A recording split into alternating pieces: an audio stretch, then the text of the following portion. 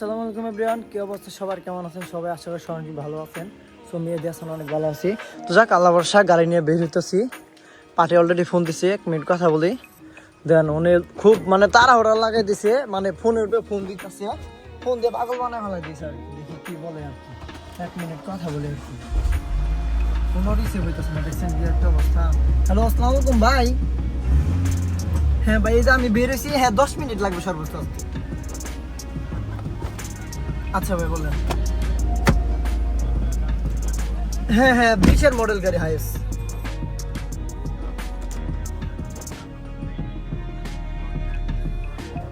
হ্যাঁ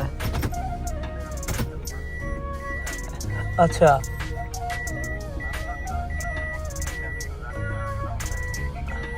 হ্যাঁ আচ্ছা ভাই, আমি একটু বড় কল দেই ভাই। হ্যাঁ ওকে ভাই। দেখছেন পার্টি ফোন দিয়ে তার ওরা লাগাই দিচ্ছে। ওনার গাড়ি হচ্ছে 23-এর মডেল, গাড়ি গ্যাসে চলতেছে, এই জন্য আমাকে যাইতে হবে আর কি। দেখছেন তারা ওরা আর কি, গ্যাসে না চললে ভাই আমি কি করুম। এখন ওনার গাড়ি হচ্ছে 23-এর মডেল, এই জন্য আমাকে ফোন দিচ্ছে, বাইক একটু তাড়াতাড়ি আসেন। খুব তাড়াতাড়ির মধ্যে যাইতেছি আজকে, কিন্তু এয়ারপোর্টে যাইতেছি গোষ্ঠী মারার গাড়ি নিয়ে। বেশি একটা টাইম লাগবে না, ওনাদেরকে বলে দিলাম 10 মিনিট লাগবে আমার, জাস্ট 10 মিনিট যাইতে লাগবে। অলরেডি ইনশাল্লাহ 10 মিনিটের ভিতরে কিন্তু পৌঁছে যাবো ওনাদের এখানে। তো চলেন, আল্লাহ ভরসা যাই, দেখি ওনারা রেডি আছে হয়তো বা, কারণ ওনাদের গাড়ি যেহেতু ডিস্টার্ব দিচ্ছে সেক্ষেত্রে তো আমাকে যাইতে হবে।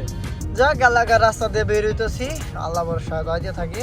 চলেন। তো যাক, আজকে বেরোলাম। আর মূলত হচ্ছে যে আজকে বের হওয়ার কারণ হচ্ছে যে আজকে যাদেরকে নিয়ে যাচ্ছি ওনাদের একটা গাড়ি আছে, ওনাদের গাড়িটা হচ্ছে একটা গাড়ির প্রবলেম দেখা দিছে, এর জন্য হচ্ছে দেন আমাকে যাইতে হইতেছে। তো মূলত আমার কিন্তু যাওয়ার কিন্তু কোনো প্ল্যান বা নিয়ত ছিল না। দেন আমি হচ্ছে দেন দেন খাইতেছিলাম, ঘুরতেছিলাম, তারপরে দেন হঠাৎ করে ঠিক হয়ে গেল। একটা ভাই ফোন দিয়ে বললো ওনার গাড়ির নাকি প্রবলেম, গ্যাসে চলতেছে না। পরে বললো যেহেতু ওনারা বিদেশে চলে যাবে আজকে, এর জন্য হচ্ছে যে তেমন একটা রিস্ক নিল না, যদি ঠিক করতে চায় সেক্ষেত্রে ওখানে অনেকক্ষণ টাইম লাগবে। এজন্য দেন আমাকে ফোন দিয়েছে, মেহেদি ভাই আপনি আসেন, আপনাকে নিয়ে যাচ্ছি। উনি কিন্তু একটা গাড়ি মাহাজন আর কি, বোঝেনি। তো যাক, আল্লাহ ভরসা যাইতেছি, রিজিকে ছিল, কপালে ছিল, এই জন্য যাইতে পারতেছি। আর ইদানিং টিভির চাপ একটু বেশি, যেহেতু শীতকাল চলে যাচ্ছে, আর এমনকি শীতকাল কিন্তু একদম পুরা ভরপুর, টিভির চাপটা কিন্তু অনেক বেশি। তো যাক, আজকে কিন্তু আমরা এয়ারপোর্টে যাইতেছি, সবাই কম বেশি জানেন, যেহেতু আমি বলছিলাম যে ওনারে গাড়ি ডিস্টার্ব হয়েছে। আর মূলত আজকে তেমন একটা গাড়ির চাপ নাই, যেহেতু বিকাল টাইমে বের হইতেছি, 3টার মতো বাজে, 3:30 নাকি 4টা বাজে গেছে পাম্পে গেতে গেতে। সত্যি বলতে আজকে যে এইভাবে ট্রিপ হয়ে যাবে আমি কখনো কল্পনাও করতে পারি নাই। ভাবছিলাম যে আজকে হয়তো বা কোনো ট্রিপ হবে না, তারপরে দেন কেমন জানি হঠাৎ করে বিকালবেলা হয়ে গেছে, দেন দুপুরে খাবারটা কোনো রকমভাবে খাইতে পারছি, তারপরে কিন্তু ইনশাল্লাহ ঢাকার উদ্দেশ্যে বেরিয়ে পড়লাম। চাইলে আমি একটু ওনাদেরকে বলছিলাম যে ভাই, ওনার তাড়াহুড়া 20টা মিনিট টাইম দিচ্ছে আমাকে, যে ভাই 20 মিনিটের ভিতরে যেভাবে হোক আপনি রেডি হয়ে আসতে হবে। আমি বলছি ঠিক আছে ভাই, প্রবলেম নাই, 20 মিনিটের ভিতরে আমি চলে আসবো। তো তারপরে হচ্ছে দেখলেন ফোন দেওয়া অনেক তাড়াহুড়া বাজে দিছে, আমি বললাম যে ভাই 10 মিনিটের মধ্যে চলে আসতেছি। তো তারপরে কিন্তু ইনশাল্লাহ ওনাদের ওখানে যাওয়ার পরে দেখুন ওরা ব্যাগ লাগেজ নিয়ে একদম ওনাদের সেখানে গাড়ি রাখে পার্কিংয়ে একদম রেডি। তারপর যাওয়ার পর ওনাদেরকে সবাইকে উঠানিয়ে পরে দেন আমি কিন্তু বেরিয়ে পড়ছি। তবে এখন যাওয়ার পর আমার গ্যাস নিতে হবে, গাড়িতে তেমন একটা গ্যাস নাই, কারণ গতকালকে একটা বিয়ের ট্রিপ মারছিলাম। চলেন পাম্পে যাই, পাম্পে যাওয়ার পর গ্যাসটা আগে উঠাই। যাক, আলহামদুলিল্লাহ পাম্পে চলে আসলাম। তোমার লাগে হ্যান্ডশিপ করি। ভাই কেমন আছো ভাই? ভালো আছো না? হ্যাঁ, আমার কমাই দিয়ে বন্ধ করে দিও। তো ভাই ভাই গেলে না হয়, তোমার একটা হ্যান্ডশিপ করে নে, তোমার লগে হ্যান্ডশিপ করে নে। ভাই কেমন আছো তাহলে? তোমার আগে পাম্পরা গোষ্ঠী মেরা সাঙ্গে টাঙ্গাইলের মধ্যে। যাক, আলহামদুলিল্লাহ পাম্পে চলে আসলাম, গ্যাস নিতেছি। আমার 600 টাকা দিয়ে বন্ধ করে দিও ভাই, আজকে গ্যাস নেওয়া তো দরকার নাই, রাত্রেবেলায় ফুল চাপ দিবো।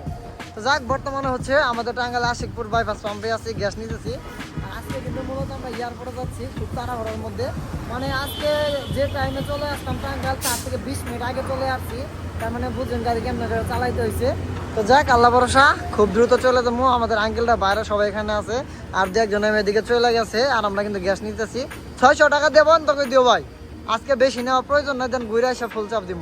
তো চলেন, আল্লাহ ভরসা আমরা গ্যাস নেওয়া শেষ করে দ্রুত দিকে বেরিয়ে পড়বো, কারণ আজকে আমাদের কিন্তু 7টার মধ্যে কিন্তু এয়ারপোর্ট থাকতে হবে। আর এখন কিন্তু বিকাল 4টা 4:30টার মতো বাজে। তো যাক, আলহামদুলিল্লাহ পাম্পে থেকে গ্যাস নিয়ে বের হলাম। আজকে কিন্তু অনেক তাড়াহুড়ার মধ্যে পড়ে গেছি, হচ্ছে যে ওনাদের বিমানের ফ্লাইট হচ্ছে রাত 10টার সময়, তবে আমাকে হচ্ছে আগে যেতে হবে। আর ওনাদের গাড়িটা একটু প্রবলেম হওয়ার কারণে ওইখানে 1 ঘন্টার মতো টাইম লেগে যায়, মানে ভাবছিল ওনারা ঠিক করতে পারবে, তারপরে তেমন একটা ঠিক করতে পারে নাই। তারপরে যখন দেখতেছে যে টাইম হচ্ছে না, ওই সময় হচ্ছে আমাকে ফোন দেওয়া হয়েছে। দেওয়ার পরে বলতেছে ভাই আপনার গাড়িটা খালি আছে কিনা। পরে বলছি ভাইয়া গাড়ি খালি আছে, প্রবলেম নাই, কোথায় যেতে হবে বলেন। পরে বলতেছে যে দেখেন আমাদের গাড়িটা একটু সমস্যা হয়েছে। বললাম কি সমস্যা হয়েছে? পরে বললো যে গাড়িটা এরকমভাবে সমস্যা হয়েছে, তাহলে হচ্ছে তাহলে কি করা যায়। পরে দেন হচ্ছে বললাম ঠিক আছে আমি আসতেছি, আমাকে একটু টাইম দেন। পরে ধর হচ্ছে দেন আমি ওনাদেরকে নিয়ে ইনশাল্লাহ রওনা হয়েছি। আর আজকে ওনাদের তাড়াহুড়োর জন্য গাড়িটা একটু রাফ চালাইতে হইতেছে। আমি কিন্তু সত্যি বলতে গাড়ি কখনো রাফ চালাই না, আমি আমার মতোই চালাই, কিন্তু আজকে ভাই সত্যি রাফ চালাইতে হইতেছে, কারণ মানে 1-2 ঘন্টা আমরা অনেকটা লেট করে ফেলছি। যে সময়টা আমাদের এয়ারপোর্টে বসে থাকার কথা ওই টাইমে আমরা হচ্ছে বর্তমানে আমাদের টাঙ্গাইল শহর বাইপাস পার হয়ে কিন্তু চলে আসছি। এই জন্য লেট হয়েছে, ওনাদের জন্য লেট হয়েছে। ওনারা হচ্ছে গাড়িটা যদি ঠিকঠাক থাকতো তাহলে কিন্তু ওনাদের একটু প্রবলেম হতো না, আমারও কিন্তু এতটা চাপ যাইতো না। তবে আমাকে বললো ভাইয়া যেভাবে পারেন যত দ্রুত যাওয়া যায় দেন আমাদেরকে নিয়ে এয়ারপোর্টে পৌঁছায় দেন। আমি বলছি যে ভাই প্রবলেম নাই, আমি আপনাদের জন্য যথেষ্ট পরিমাণ চেষ্টা করতেছি, আপনারা টেনশন নিয়েন না। পরে বললো দেখেন ভাই আমাদের গাড়িটা এরকমভাবে সমস্যা হওয়ার কারণে আজকে কি একটা সমস্যা পড়ে গেছি। পরে ভাবলাম যে আর লেট না করি, যে পরে আপনাকে ফোন দিচ্ছি, দেওয়ার পরে ইনশাল্লাহ আমরা যাইতেছি। পরে প্যাসেঞ্জারকে সান্ত্বনা দিতেছি, মানে যাচ্ছে ওনারাও যেহেতু ওনাদের একটা গাড়ি আছে, ওনারাও জানে কতক্ষণ লাগবে এয়ারপোর্ট পৌঁছাইতে। পরে পরে বললো যে তোমার যেটুকু পারো একটু টাইনে যাওয়ার চেষ্টা করো, ইনশাল্লাহ আমরা খুব দ্রুত এয়ারপোর্টে পৌঁছে যাবো। পরে বললাম যে যেহেতু এখন 5টার মতো বাজে, সেক্ষেত্রে আমরা কিন্তু 7টার মধ্যে এয়ারপোর্টে থাকতে পারবো। উনি বলছে প্রবলেম নেই, 7টার মধ্যে থাকলে কোনো সমস্যা নাই, 7টার আগে যাইতে পারলে বা 8টার আগে যাইতে পারলে ভালো হতো। পরে বললাম যে দেখেন যদি যেই টাইমে বেশি এই টাইমে জ্যাম দটের সমস্যা, কাল টাইমে একটু জ্যাম দট একটু বেশি থাকে, এর জন্য বলছি যে সমস্যা নেই, ইনশাল্লাহ আমরা যতই দ্রুত যাই বা আমরা খুব দ্রুত এয়ারপোর্টে পৌঁছানোর চেষ্টা করবো।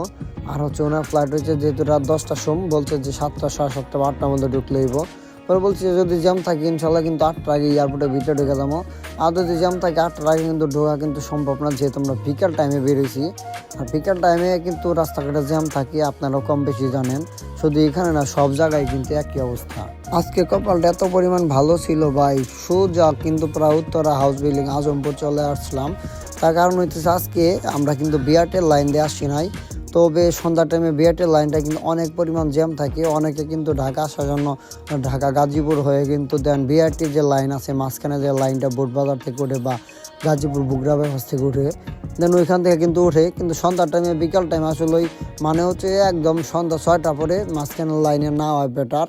দেন বিকাল 3টা-4টার সময় আসলে কোনো প্রবলেম নয়, বা দিনে আসলে কোনো প্রবলেম নাই, কারণ রাত্রেবেলা সব গাড়ি মাঝখানের লাইন দিয়ে চলে আসে, মাঝখানের লাইন দিয়ে বের হয়। এর জন্য 2টা করে লাইন হয়ে যায়, মানে আওড়া কাওড়া, মানে কিছু কিছু ড্রাইভারের জন্য মাঝখানে জ্যাম লেগে থাকে। আমি একটা জিনিস আসার সময় দেখলাম, বাম দিয়া পুরা রাস্তা ক্লিয়ার হয়তো বা মাঝখানের লাইনে জ্যাম, মানে বাম দিয়ে আইসে যে কি একটা লাভ হয়েছে। আর মাঝখানের লাইনটা যদি আসতাম এতক্ষণ কিন্তু আমরা এখানে আসতে পারতাম না। তবে আমাদের যাত্রী আমাদেরকে বললো যে ভাই আপনি মাঝখানের লাইন দিয়ে যান, খুব দ্রুত যাইতে পারবো। পরে আমি ভেবে চিন্তা দেখলাম যে ভাই দেখেন মাঝখানের লাইনে এরকম প্রবলেম হয়, যদি প্রবলেমে পড়ে যায় ভাই কিছু করার না, বিমানে ফ্লাইট কিন্তু মিস হবে। আর যদি বাম দিয়ে যদি যাই, যত জ্যাম থাকুক একটু করে আগাইতে পারবো, মানে বসে থাকতে হবে না। পরে বাম দিয়ে আসার পরে তো পুরো একদম চাঙ্গা, মানে পুরো একদম মানে ক্লিয়ার, মানে সোজা কথা বুগরা বাইপাস থেকে 20 মিনিটে আমরা কিন্তু আজমপুর চলে আসলাম। আর যদি মাঝখান দিয়ে আসতাম তাহলে মনে হয় না বোটবাজার পার হইতে পারতাম, এত পরিমাণ জ্যাম ছিল। তো যাই হোক, আল্লাহ ভরসা, কপালে ছিল, খুব দ্রুত চলে আসছি। তবে আরেকটা জিনিস আপনাদের একটা কথা বলে দেই, যারা ড্রাইভার আছেন আমার ভিডিও দেখতেছেন, অবশ্যই প্যাসেঞ্জারের কথা শুনে ভাই কখনো গাড়ি চালায়েন না, তাহলে কিন্তু বিপদে পড়বেন। সবসময় চেষ্টা করবেন আপনি মন মতন চালানোর চেষ্টা করবেন, মানে আপনার যে দিক দিয়ে মন চায় আপনি ওই দিক দিয়ে যাবেন। আমার কথা হচ্ছে প্যাসেঞ্জার বা যাত্রী যেটা বলেন না কেন, যেখানে যাওয়ার উদ্দেশ্য বা গন্তব্য যেখানে, ওখানে নিয়ে গেলে হয়, যেখান দিয়ে মনে হচ্ছে ড্রাইভার যাবে, এই জন্য আর কি, মানে তাড়াহুড়ার কাজ যেগুলো আর কি। আর যদি ঢাকা সিটির মধ্যে কিছু কিছু ড্রাইভার আছে বা বিভিন্ন জায়গায় আছে, পরিচিত লোক আছে, মানে প্যাসেঞ্জার আছে, ওনারা একদম শর্টকাট রাস্তা চিনে, কিছু কিছু মানুষ আছে ওনাদের কথা মতো যাওয়া পারফেক্ট। আবার কিছু কিছু মানে দুনিয়াতে কিছু কিছু ওগুলা প্রাণী আছে, অবলার প্রাণী, মানে যেগুলো বোঝে না কিছু আর কি, ওনাদের জন্য কিন্তু মাঝে মাঝে একদম জ্যামের ভিতরে বসে থাকতে, মাঝে মধ্যে বেশি বোঝে যে 1 লাইন 2-3 লাইন, এই জন্য যেদিক দিয়ে ড্রাইভার মন চাবে যেন ওদিকে যাইতে দেবে না, বিকল্প রাস্তা দেখতে বলে। এই জন্য হচ্ছে পুরো মাথাটা নষ্ট হয়ে থাকে, জ্যামে থাকে, এরকমভাবে জ্যাম থাকে। এই জন্য হচ্ছে যে কাজে কাজে সবসময় প্যাসেঞ্জারের উপর রাগারাগি করা উচিত না, মানে তাদের কথা না শুনে গাড়ি চালানো বেটার আমি মনে করি। তবে যাক আজকে কিন্তু খুবই ভালো লাগতেছে, খুব দ্রুত এয়ারপোর্টে চলে আসলাম। আর ওনারা আমাকে ধন্যবাদ দিতেছে যে ভাই আপনি থাকতেন মানে আপনার কথা বলতেছে আর কি, আপনি মাঝখানে, ওনারা সবাই এখন আমার কথা বলতেছে যে যদি মাঝখানে লাইন দিয়ে আসতাম তাহলে কিন্তু আমাদের অনেকটুকু পিছিয়ে বসে থাকতে হতো। তো যাক মেহেদি ভাইয়ের মতো অনেক ট্যালেন্ট আছে, অনেক বুদ্ধি আছে, মানে বলতেছে আর কি সব যে গাড়ি চালালে সব লাগে জিনিস মিনিস। পরে বললাম যে ভাই এত পাম্প দেওয়ার দরকার নাই, তো চলেন এয়ারপোর্টে যাই। পরে বললো আসলে ভাই পাম্প দেওয়ার কিছু না, তুমি অনেক ভালো গাড়ি চালাও, এটাই বললো আর কি। আয় হায় আয় তেরে গোষ্ঠী মারছে এত লোককে বাইরে যাইতেছে গা, বাংলাদেশ তো খালি হয়ে যাইতেছে গা। আয় অফিসার স্যার উপর দিয়ে তুলে দেবো নাকি ডিপ দিমো কোনটা? আয় হায় গোষ্ঠী মারছে, দেন কি পরিমাণ যাত্রী বাইরে দেশে যাইতেছে, এ পরিমাণ বাংলাদেশ যাত্রী কমে গেলে গা তো দেশ দুনিয়া মানে ইয়ে হয়ে যাবো গা, খালি হয়ে যাবো গা। ঢাকা শহরের লোক সব খালি হয়ে যাবো গা, সব পাঠাই দাও, সব বাইরে বাইরে পাঠাই দাও, বাইরে যায় চাকরি বাকরি কইরে বাংলাদেশ ধনী করুক, বাংলাদেশ সাঙ্গে তুলে দিব বাংলাদেশ।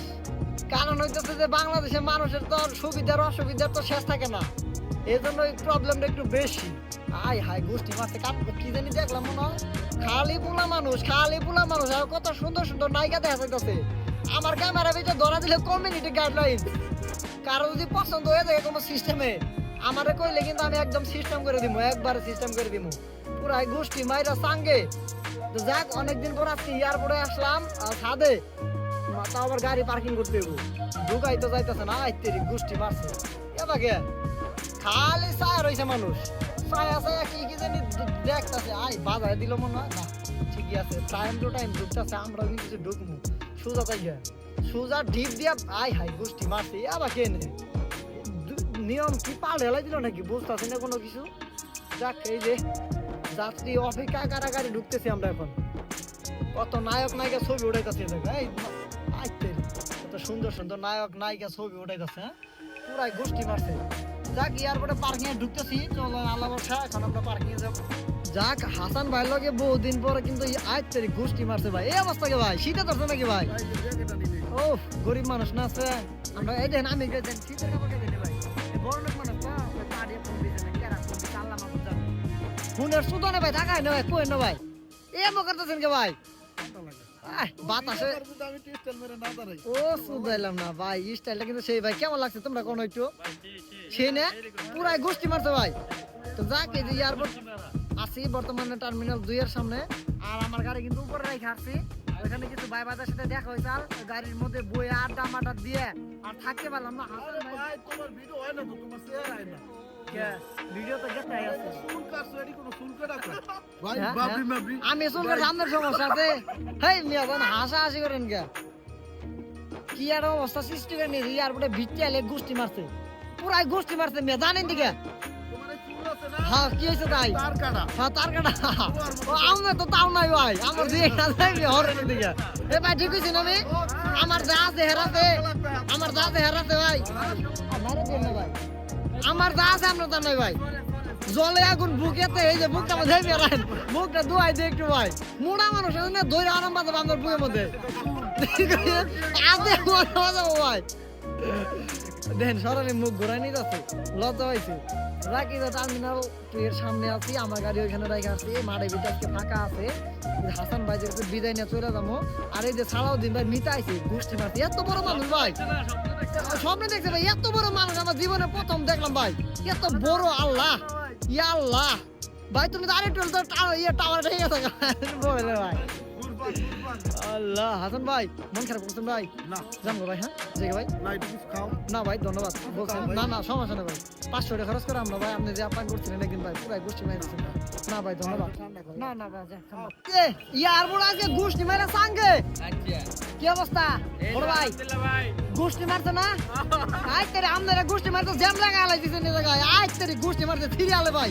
এই ভাই হাসান ভাই গো, এই সিরিয়াল লাগে ভাই, চোখ দুইটা বড় বড় ভাই, কি খাই আইছেন পানি রানে খাইছেন ভাই এয়ারপোর্টে, এ তুমি তো খাইতে খাইতে হুকাই গেছো গা, চোখ গাটা ঢুকে গেছো গা। হ্যাঁ ভাই তুমি ঠিক আছো? আর ওই যে হে খায় তো পুরা ধান্দায় পড়ে আছে গা, টিভা টিভি ধান্দায় পড়ে আছে গা। ভাই আমনের যে নিয়া কম, আমনে তো আমার রুমে খাইছেন ভাই। আমনে 6 প্যাক বানাইছেন দেই একটু না। হ্যাঁ সব ঠিক আছে ভাই, আমনে বডি পারফেক্ট ভাই, একদম পারফেক্ট ভাই, ঠিক আছে।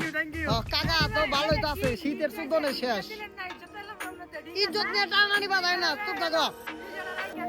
ঠিক আছে রাহগা, সমস্যা নাই, খাই মেটা খাই কম না, মজা করলাম, কিছু মাইন্ডে নিও না। এই যে আছে এয়ারপোর্টের সামনে এক ভাইয়ের জন্য অপেক্ষা করতেছি, ভাই আসতে লেট করতেছি। হেয়ার বলে জুবা দুর্নাম করবে না, বলে মানুষের নাম দুর্নাম করবে না। টিভি টিভি করতেছো, প্রেম করো ভালো, চেহারা সুন্দর না ভাই, মাশাআল্লাহ চেহারা সুন্দর দেখে প্রেম করতেছো। আমার চেহারাও নাই, প্রেমও করাই না ভাই।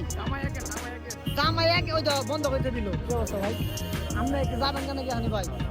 যাক আমরা বিদায় দিয়ে দিই, মুই একটু পরে আমরা জমগা প্রেম করে দেখা শরম ভাই, দেহ হাসান ভাই দেখছেন ভাই, মেয়ে মানুষ পছন্দ করবে। ভিডিও যারা যারা দেখতেছে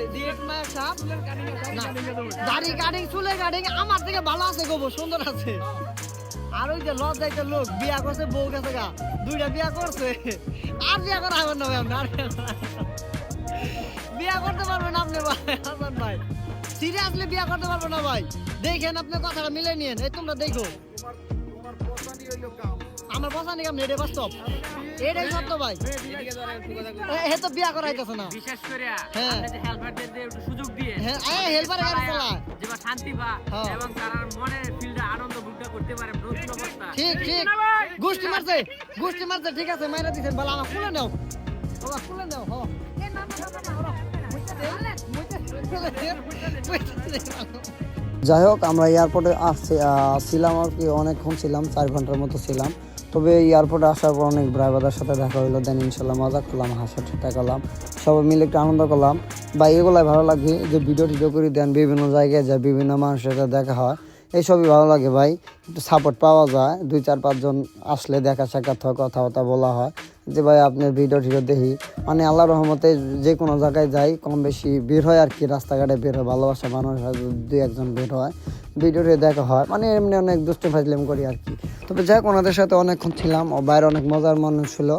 মানে এখানে আসা যে এইভাবে ওনাদের সাথে দেখা হয়ে যাবে আমরা কখনো ভাবতেও পারি নাই যে ভাইদের সাথে এভাবে দেখা হয়ে যাবে। তবে আমাদের একটা গ্রুপ আছে, গ্রুপের ভিতরে মানে এয়ারপোর্টে বা বিভিন্ন জায়গায় আমরা কোনো জায়গায় গেলে মানে একটু বয়স দেওয়া যায়, ভাই আপনার এলাকায় তাছি হ্যান ত্যান, মানে এর কি মানে সম্পর্ক থাকলে ভাই আসলে ভালো সব সময় সাপোর্ট পাওয়া যায়। তো যাই হোক এয়ারপোর্ট থেকে খুব দ্রুত বেরিয়ে পড়ছি, 4 ঘন্টা ছিলাম বৈশা, তারপর যাত্রী চলে গেল, অন্যকে রেখে চলে আসছি। আর বেশি একটা লেট হয় না আজকে, অন্য দিন 6-7 ঘন্টা করে বসে থাকতে হয়, আজকে কিন্তু খুব দ্রুত বেরিয়ে পড়ছি। তবে যাক বের হওয়ার সাথে সাথে রাস্তা অনেক জ্যাম পড়ে গেছে হঠাৎ করে। তো যেহেতু ঢাকা থেকে বেরোতেছি হালকা পাতলা জ্যাম একটু থাকবেই, তো এটা ব্যাপার না, ওটা মানায় নিতে হবে। আর বের হওয়ার সময় কিন্তু বিআরটি লাইনে ঢুকছি, আমি গুগল ম্যাপে সার্চ দিয়ে দেখলাম বিআরটি লাইন ক্লিয়ার আছে কিনা। তবে পুরো বিআরটি লাইন ক্লিয়ার নাই, মাঝখানে একটু জ্যাম আছে, দেখি সামনে থেকে দেন বাম দিয়ে বেরিয়ে চলে যাবো। মাঝখানের লাইন দিয়ে আসলে ভাই ঠিক হয় নাই, কারণ টঙ্গী থেকে তো আমরা আজমপুর থেকে আসলাম সোজা, দেন 7-8 মিনিটে চলে আসছি এখানে। এখন এখান থেকে বেরোয় বামের লাইনটা দেন চলে যেতে হবে, সামনে জ্যাম আছে অনেক। আলহামদুলিল্লাহ অবশেষে আজকে অনেকদিন পরে কিন্তু এই যে বিসমিল্লাহ হোটেলে চলে আসলাম মির্জাপুর গোড়ায়। আর এই যে আমার গাড়ি হচ্ছে এখানে একটা অ্যাম্বুলেন্স বেরোয় চলে যাইতেছে। আর এখানে কিন্তু সর্বোচ্চ রাত্রেবেলা খাবার খাওয়ার চেষ্টা করি, কারণ রাত্রেবেলা খাবার যখন আমরা খাই গরুর মাংস খাবারটা কিন্তু অনেক ভালো লাগে আমার কাছে, এজন্য হচ্ছে এখানে আসলাম আজকে। প্রায় কিন্তু রাত্রেবেলা আমি এখানে আসি। দেন তাকে কিছু বলবেন? ঠিক আছে, তো যাক সবসময় কিন্তু কম বেশি এখানে খাই। এখানে যে বর্তমানে যে ম্যানেজার আছে ভাই কিন্তু আমার পরিচিত, মানে এখানে খাওয়ার পর ভাইয়ের সাথে কথাবার্তা বললাম, তো ভাই বললো যে অনেকদিন পরে আসলাম, বললাম তো ভাই অনেকদিন পরে আসলাম। পরে যাক রাত্রেবেলা যখন ঢাকাতে ঢুকছি তখন কিন্তু সবসময় এখান থেকে খাওয়ার চেষ্টা করি। আর রাত্রেবেলা কিন্তু এখন কিন্তু প্রায় অনেকটা বেজে গেছে, তো যদি দেখাই রাত 12টার মধ্যে বাজে, অলরেডি 1টা বেজে গেছে। তো দুপুরের খাবার খাইছিলাম আর রাত্রের খাবারটা কিন্তু এখান থেকে খাইলাম। তো প্যাসেঞ্জারকে একটু বিরতি দিলাম 10 মিনিটের জন্য খাবারের পরে, ওনারা হালকা পাতলা চা পান খাইতেছে, দেন তারপরে কিন্তু এখান থেকে চলে যাবো। আর এই বর্তমানে এখানে কিন্তু সর্বোচ্চ খাবার আর গিয়ে দিক দিয়ে সোহাগপুর মির্জাপুর। তো চলো নালা বর্ষা আমরা বেশি একটা লেট করবো না, যেহেতু ওনাদের খাবার শেষ আমার খাবার শেষ, একটু পর আমরা এখান থেকে চলে যাবো। আজকে বাইরে একটু ঠান্ডা লাগতেছে, কেমন জানি কুয়াশা পড়ছে, রাস্তা দিয়ে আসলাম তখন থেকে হালকা পাতলা কুয়াশা। আর এমনি শীত শীত একটা ভাবও কিন্তু চলে আসছে। আর শীত কিন্তু অলরেডি চলে গেছে গা, তারপরেও কেমন জানি হালকা পাতলা একটু শীত আছে। তো চলেন আল্লাহ ভরসা আমরা এখন এখান থেকে বেরোয় চলে যাবো। তো রাত্রেবেলা যারা এই রোডে আসবেন এখান থেকে খাবার চেষ্টা করবেন। রাত্রেবেলা খাবারটা ভাই সত্যি অনেক ভাই জোর গরুর মাংস বিশেষ করে ভাই। যাই হোক আমরা কিন্তু হোটেল থেকে খাবার খেয়ে বের এলাম। আর বের হওয়ার সাথে সাথে রাস্তায় যে পরিমাণ গাড়ি ভাই, রাত্রেবেলা শুধু ট্রাক আর ট্রাক। তো যাই হোক খাবারটা অনেক ভালো ছিল। রাত্রেবেলা আমি যখন ঢাকাতে আসি মাঝে মধ্যে কিন্তু এই বিসমিল্লাহ হোটেলটাই খাওয়ার চেষ্টা করি। বর্তমানে হোটেলটা তো লোকেশন আপনারা জানেনই, বিসমিল্লাহ আর কি। তো আসলে আমাদের এই রুটে ঢাকা টাঙ্গাইল মহাসড়ক এই রুটে ভালো তেমন একটা হোটেল নাই যে খাওয়ার মতো। যতগুলা হোটেল ভালো ভালো রেস্টুরেন্ট আছে হচ্ছে দেন কুমিল্লা কক্সবাজার ওদিকে ভালো ভালো হোটেল রেস্টুরেন্ট পাওয়া যায়। আবার কিছু কিছু ফুড ভিলেজ আছে, ভালো ভালো রেস্টুরেন্ট আছে।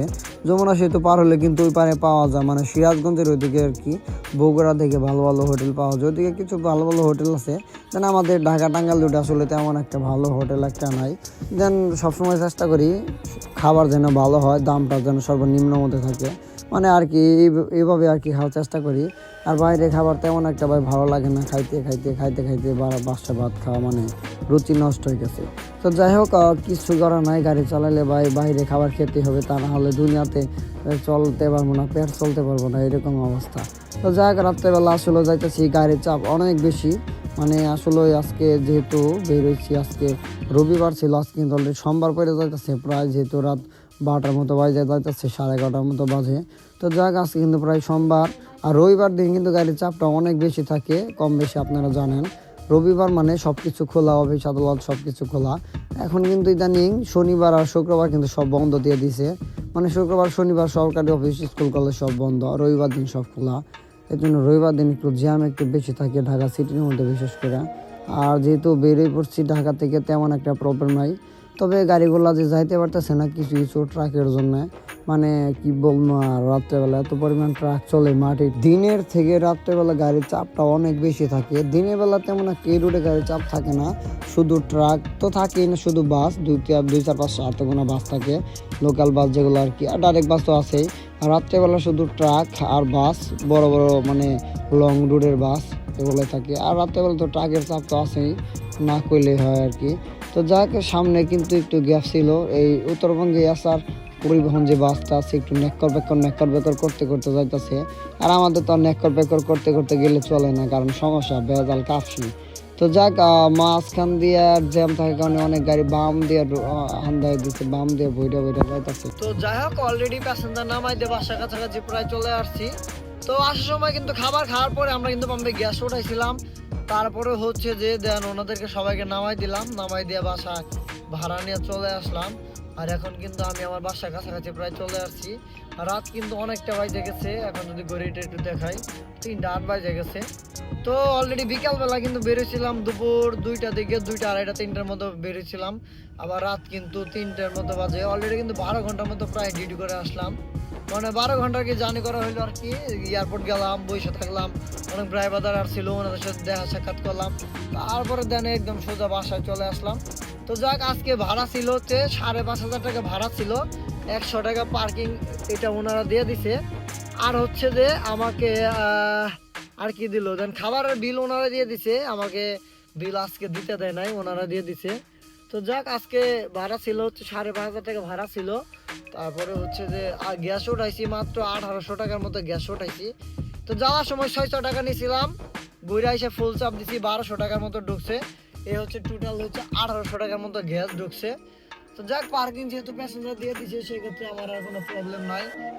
বাসায় আসলাম, কত অন্ধকার দেখছেন, এই অবস্থায় বাসে যাবো কেমনে করে, রুমে যাবো কেমনে করে। তো এখন আর রাত্রেবেলা রুমে যাবো না, দেন হচ্ছে এখন হচ্ছে এখানে ঘুমায় পড়বো গাড়িতে।